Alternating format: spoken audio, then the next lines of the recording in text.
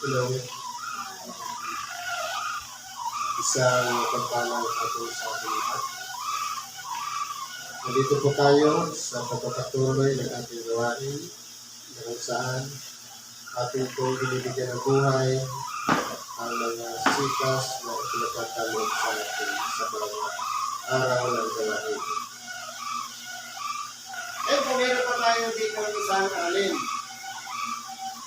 Sabi sa Santiago 2, sa versikulo 14 hanggang 18. Anong pakikinabangin mga kapatid ko kung sinasabi ng sino man na siya'y may pananampalataya, ngunit walang nangagawa, magpapagliligtas baga sa kanya ang pananampalatayang iyan? Ngayon po, alamin natin ano po ba ang ibig sabihin ng pananampalataya. Dahil po, marami sa atin ang nagsasabi na ako'y mananampalataya. Sa English, believers. Ngayon, paano natin maipapaliwanag ang pananampalataya? Ang pananampalataya ay ang paniniwala at pagtitiwala sa mga bagay na hindi nakikita. Halimbawa, ipinapahayag sa mga kasulatan ang pangalan ng ating dakilang Panginoong Jesucristo. Hindi natin siya nakita. Kung nasulyapan man ang mata, nabasa lang natin ang kanyang pangalan. Pero mayroong tumutulak na puwersa sa ating katawan na kinakailangan natin maniwala doon at magtiwala doon sa pangalan na yun. Ibig sabihin, mayroon na tayong pananampalataya. Meron po kasi siyang parang puwersa.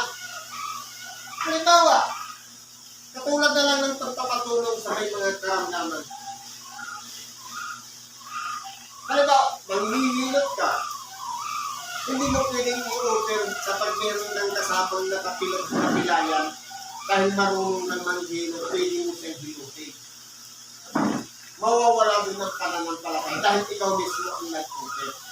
Pero kung halimbawa, sabihin ng iyong kapwa, magpahilot ako sa iyo. Ibig sabihin, may tumutulak sa kanyang pursa na pananampalataya, yun po ang magpapagaling sa kanya. Pero papansinin po natin mga kapatid, ang ating dakilang Panginoon, hindi niya ini-offer ang kanyang sarili sa pagtulong sa may karamdaman.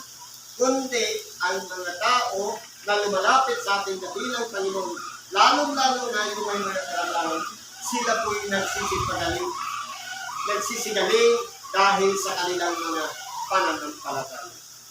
Imagine na lang yung isang babae na matagal na taon nang inaagasan.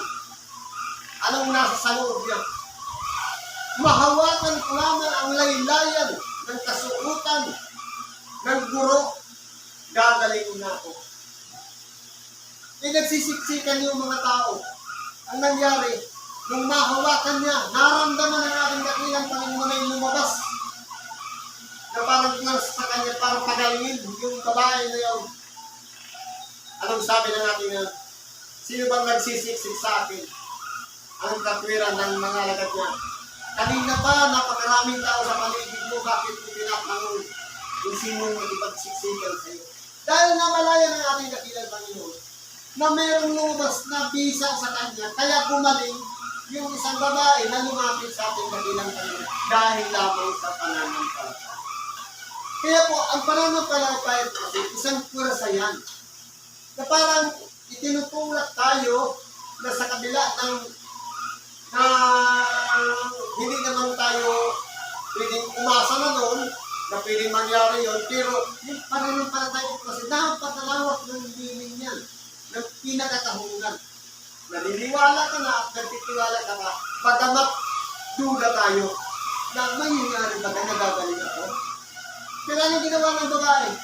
Dahil sa kanyang sinabi, yun yung pinakapananampalataya sa kanya, na kapag nahawakan ko, gagaling ako. Kaya dipindi po yan sa pumapasok sa ating isipan kung ano yung sinasabi natin, yun po ang nagkakaroon ng kaganapan. Ang tawag noon, pananampalataya. Halimbawa, ngayon, sa ating mga kapatid, lahat tayo ay tinatawag na mananampalataya. Ngayon, maliligtas ba tayo sa pananampalataya niya? Dahil meron po tayong kapwa na nakapaligid sa atin. Paano natin naiuugnay ang pananampalataya na yan sa kabila ng mga nakapaligid natin kapwa na nariyang nakikisalamuha din kaparehas natin. Kumbaga, mananampalataya din sila, tayo mananampalataya din. Ang tinuturo dito ng ating nakilang Panginoon, yung pakikitungo ng isang mananampalataya sa kapwa. Kasi kung halimbawa, malakas ang pananampalataya natin, ngayon na yung binigay na halimbawa ang ating nakilang Panginoon.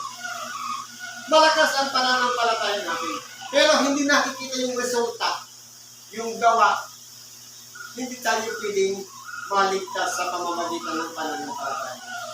Hindi, ang pananampalataya, yan ay parang kursa, kapag nakita natin yung gawa, may aksyon na nakikita ng ating kapwa. Yun po yung pinaka-importante dyan. Sabi ko na dito,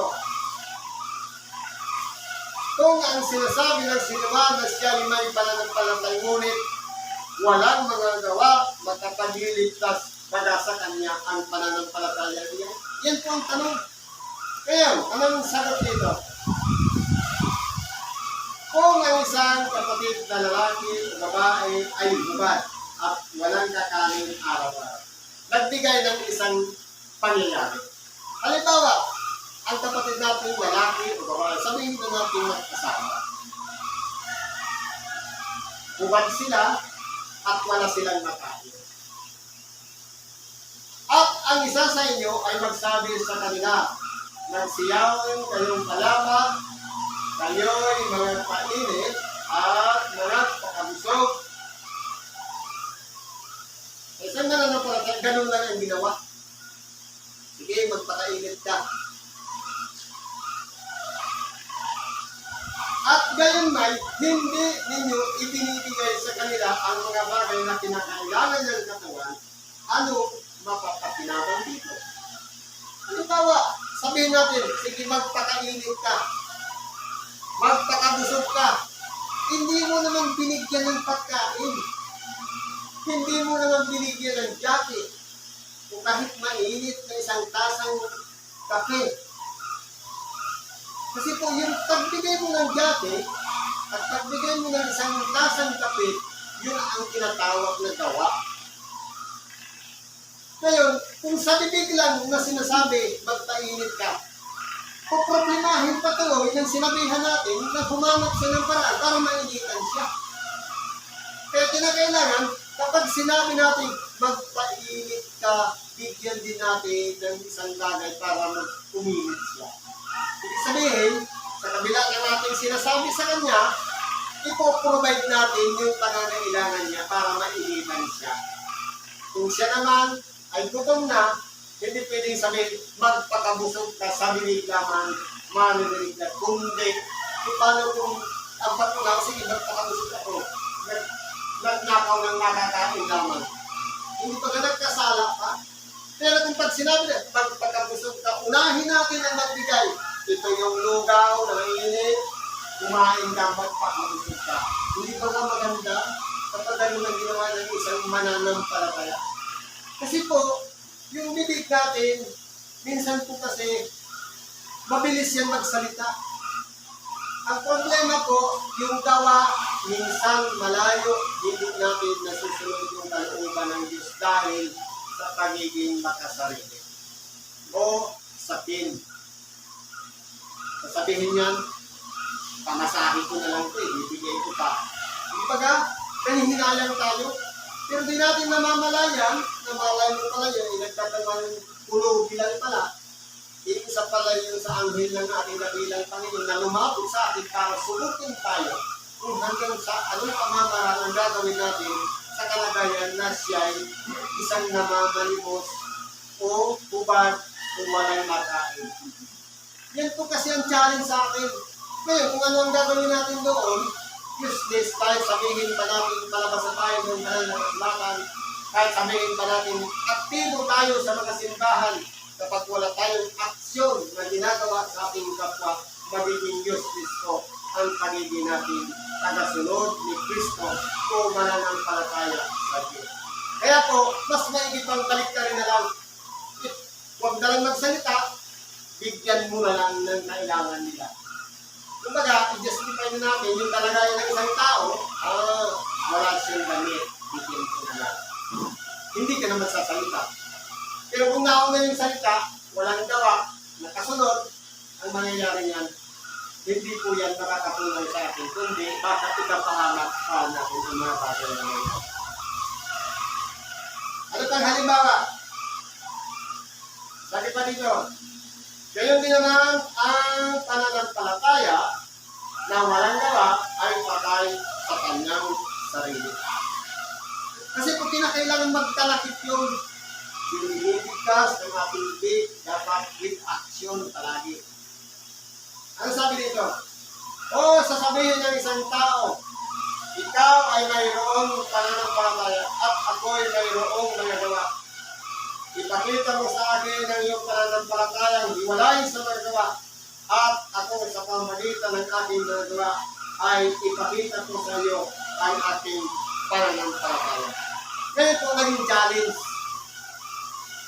Sa totoo lang ang tao, lahat naman tayo mananampalataya. Pero, mas effective yung sa pamamagitan ng ating gawa, ipinapakita natin ang pananampalataya. Mas maganda yung magbigay ka na lang ng pangangailangan ng kapwa, pagkabat hindi natin pinagsisigawan ang pangalan ni Kristo na sasabihin natin, perfecto ang tao, pero ang resulta ng ginagawa, lahat ng pangangailangan ng ating kapwa, ipinoprovide natin.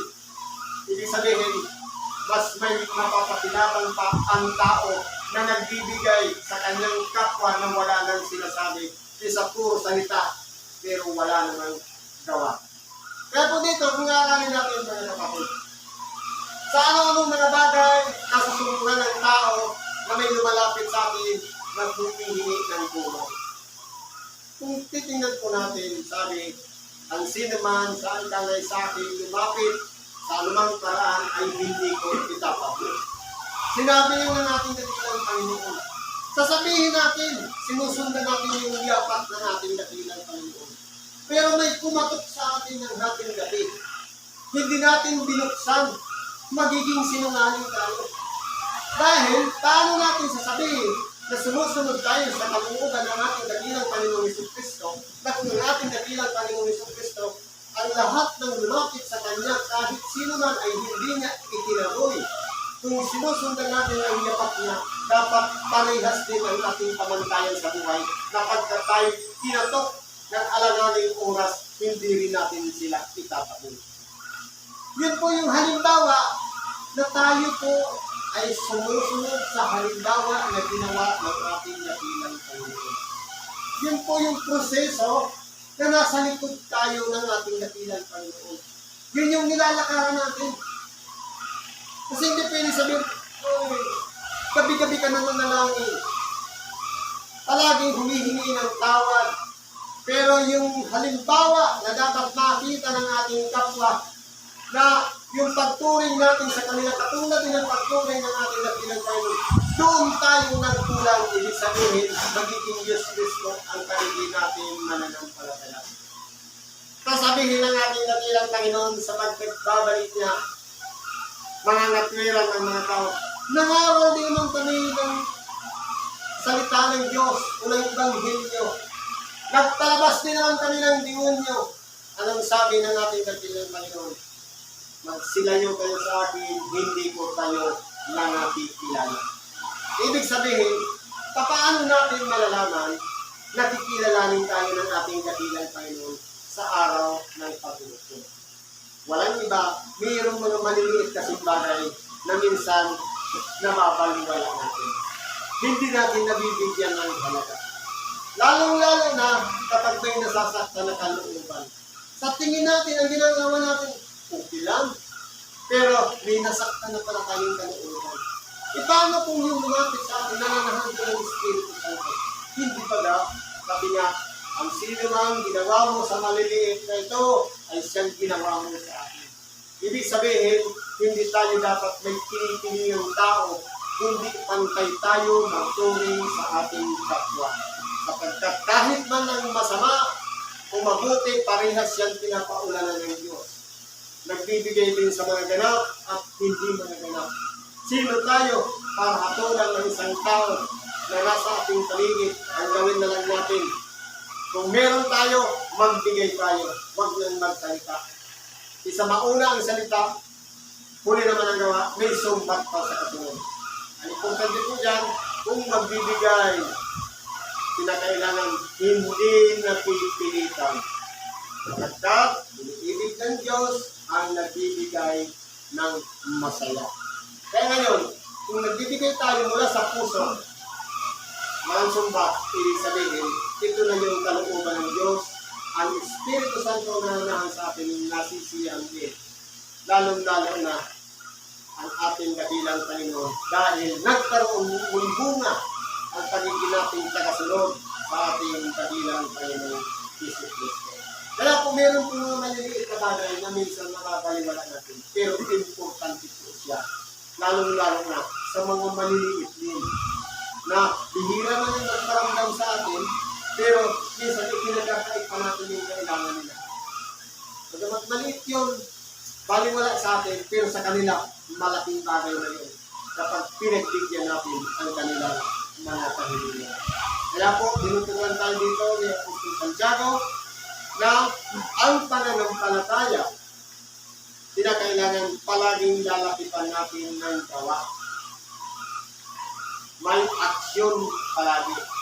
Dapat hindi magdamdam ang ating kapwa sa aksyon na yan dahil meron din mga aksyon na kung nga nagbigay, yun nga lang pag-uli sinumbakan tayong dito. Siguro ang ganyan lang, ibagi natin sa oras ito. Salamat po sa Diyos at ano po natin mga kalataringan, kailangan sa Diyos ipagkatiwala natin sa Kanya. Sa pangalan ni Cristo Jesus at ipagkatalog sa atin. Isang magandang hapon sa atin.